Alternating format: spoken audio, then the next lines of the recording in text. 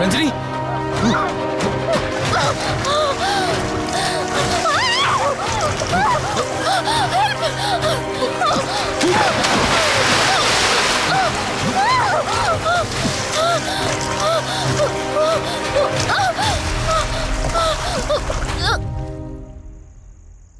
ఏంటి రంజని, అసలే నీకు ఇల్లు కొత్త. నీకేం కావాలన్నా నన్ను అడగమని చెప్పానుగా. ఇప్పుడు నేనున్నాను కాబట్టి సరిపోయింది. ఒకవేళ నేను లేకపోయింటే బయట ఏదో శబ్దం వినిపించింది. పొరపాటున కాలు స్లిప్ అయ్యి. చూడు రంజని, ఇప్పటికే 2 సార్లు దూరం అయ్యావు. మళ్ళీ ఇంకోసారి దూరం అయితే నేను బ్రతకలేనురా. ఇక నుంచి నీకేమైనా కావాలన్నా బయటికి వెళ్ళాలన్నా నాతో చెప్పు, నేను వస్తాను. ఓకేనా?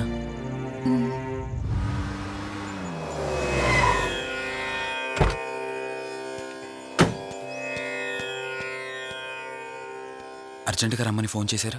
ఆత్మ మళ్ళీ బయటకొచ్చింది.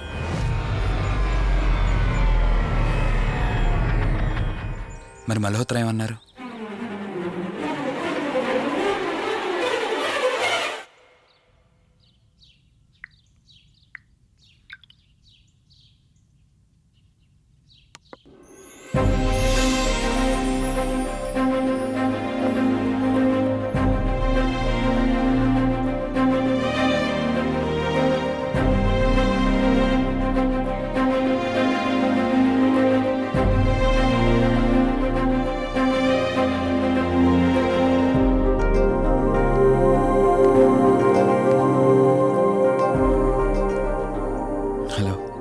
కూర్చో. ఎలా ఉన్నావు? బాగున్నాను. కాఫీ? ఎంతైనా దేవుడు చాలా గొప్పోడు కదా. మనకు నచ్చింది ఇచ్చాడని ఆనందపడే లోపే మళ్ళీ తిరిగి వెనక్కి తీసేసుకుంటాడు. హ్యాపీనెస్ ఎక్కువగా ఇచ్చేస్తే తనకు లేకుండా పోతుందనుకుంటాడేమో.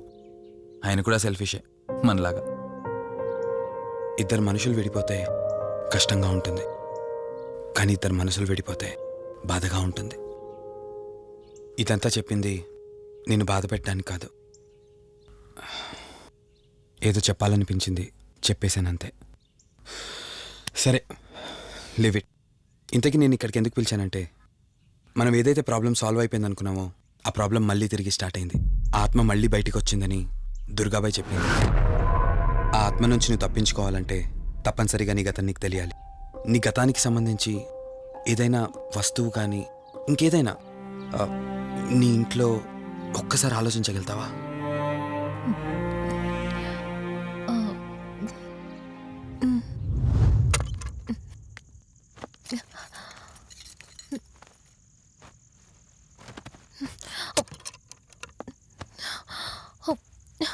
మ్యారేజ్ ఆల్బంలా ఉంది.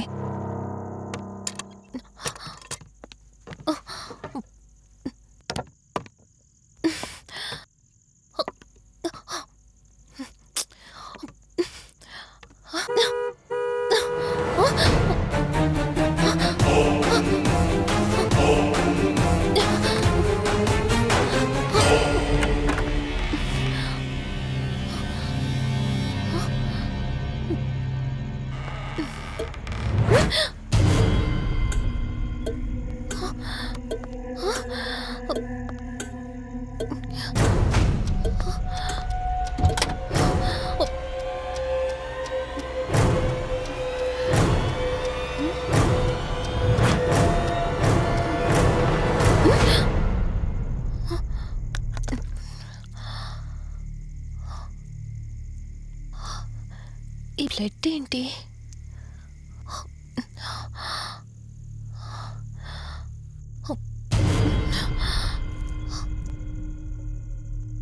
Give me the watch. Car టిక్కీలో ఈ వాచ్ ఎందుకుంది? దీని మీద అంటిన రక్తం ఎవరిది? వాచ్ ఇటు ఇవ్వమన్నానా? నా దగ్గర ఏదో దాస్తున్నారు మీరు. రంజని, నా మాట విను, వాచ్ ఇటు ఇచ్చే. నా యాక్సిడెంట్కి ఈ వాచ్ మీద ఉన్న రక్తానికి నా దగ్గర ఏదో దాస్తున్నారు. మీరేదో తప్పు చేశారు, అందుకే ఈ వాచ్ అడుగుతున్నారు. రంజని, చెప్పండి, మీరెవరినో చంపారు. నాకు నిజం తెలియాలి. Please tell me the truth. నాకు నిజం తెలియాలి. నిజం చెప్పు, నిజం చెప్పు అని అరుస్తున్నావుగా. అయితే విను, ఈ ఇంట్లో హత్య జరిగింది, కానీ చంపింది నేను కాదు, నువ్వు.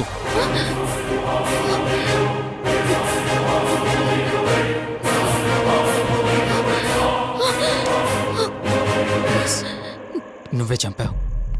నేను నీకు అన్ని విషయాలు చెప్పాను, కానీ ఈ ఒక్క విషయం మాత్రం దాచాను. అది నీకు అబార్షన్ అయిందని చెప్పాను కదా. ఆ టైంలోనే యూఎస్ నుండి నా business partner Kaushik first time India వచ్చాడు.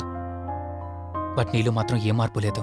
ఇంట్లో నా ఫ్రెండ్ ఉన్నాడనే ఆలోచన కూడా లేకుండా తరచూ వాడు ఎదుర్కొంటానే నువ్వు నాతో గొడవ పడేదానివి. అది చూసిన కౌశిక్ నా మీద నీకు ఎంత ద్వేషం ఉందో వాడికి అర్థమైంది. దాన్ని వాడు అలసుగా తీసుకుని నేను ఇంట్లో లేని సమయంలో నీ లోన్లీనెస్ని తనకు అనుకూలంగా మార్చుకుని నీకు దగ్గరయ్యాడు. ఎంతలా అంటే వాడు లేకుండా నువ్వు బ్రతకలేనంత. ఆ తర్వాత మీరిద్దరు ఫిజికల్గా కూడా ఒకటయ్యారు.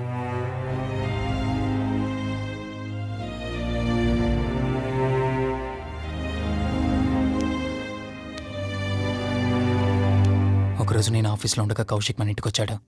Hi darling, my lovely angel. ఏంటి, నేను విన్నది నిజమేనా? యుఎస్ వెళ్ళిపోతున్నావట? Hey come on baby.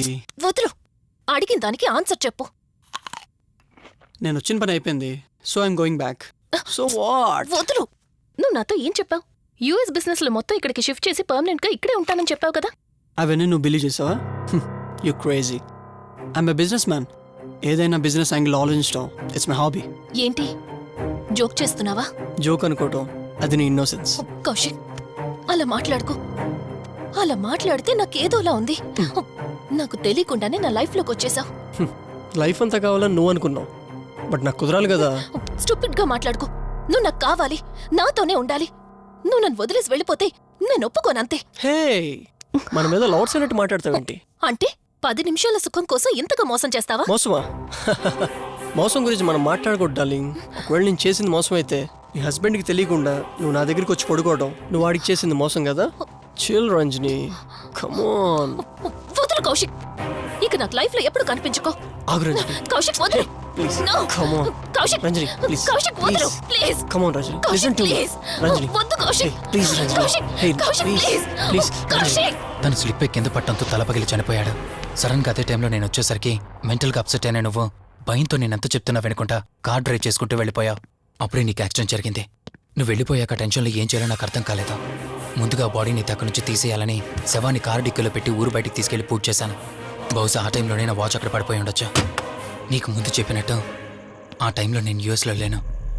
నీకోసం వెతుకుతూ ఉన్నాను. ఇప్పుడు చెప్పు, నేను చేసిన తప్పేంటి?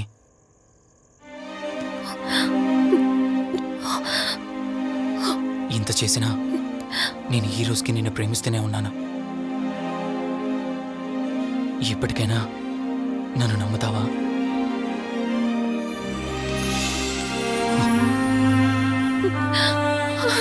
Sorry Rishi. I love you.